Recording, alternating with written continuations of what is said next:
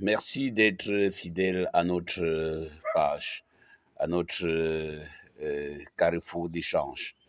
Merci de vous abonner et de partager nos vidéos.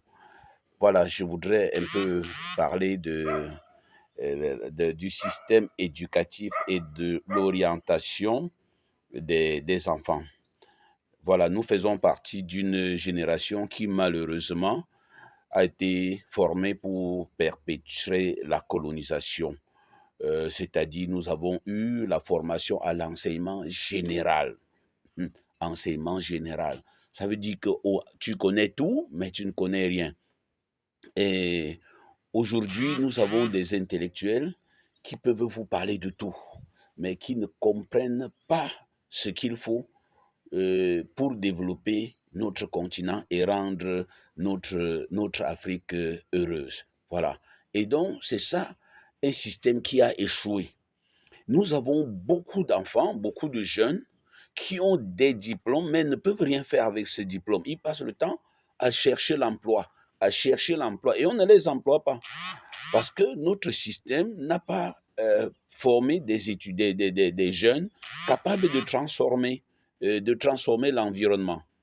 Par contre, nous sommes parfaitement dépendants, nous sommes entièrement dépendants des produits de première nécessité, de produits basiques, la petite mécanique.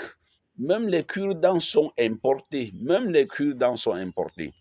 Alors, pour revenir à l'orientation scolaire, moi, je ne suis pas contre les généralistes. Comme moi, j'ai été formé à l'enseignement général.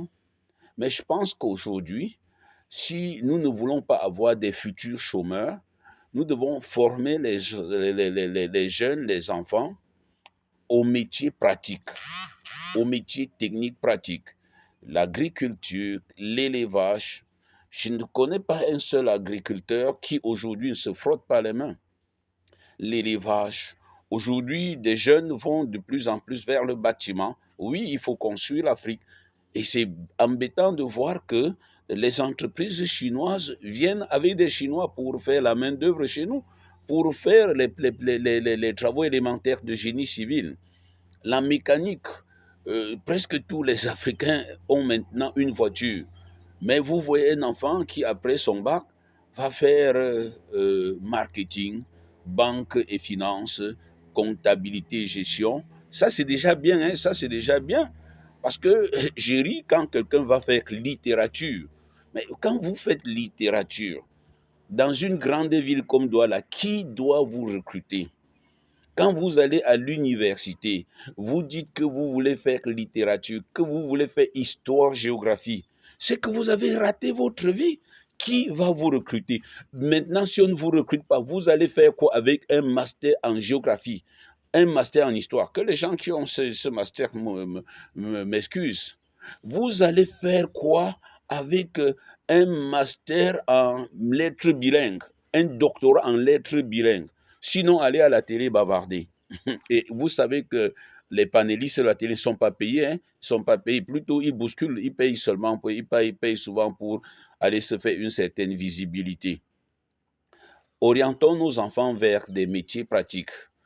Nous avons de moins en moins de pharmaciens. Nous importons tous nos produits. S'il y avait 100 000 jeunes au chômage en pharmacie et qui se mettaient à dire: ah, nous allons produire du paracétamol, nous allons produire, c'est que le Cameroun deviendrait un exportateur. C'est vrai qu'à côté de cela, il faut un système politique qui accepte des jeunes débrouillards. Parce que dès que vous allez sortir de l'agroalimentaire et commencer à fabriquer une boisson, on va vous envoyer deux gendarmes qui vont venir vous attraper, vous présenter à la télé comme un malfaiteur. C'est terrible. Nous y reviendrons. Merci d'être fidèle à notre page. Merci de vous abonner. Merci de laisser un petit commentaire, un gentil commentaire si vous le voulez, et de partager. Et au prochain rendez-vous.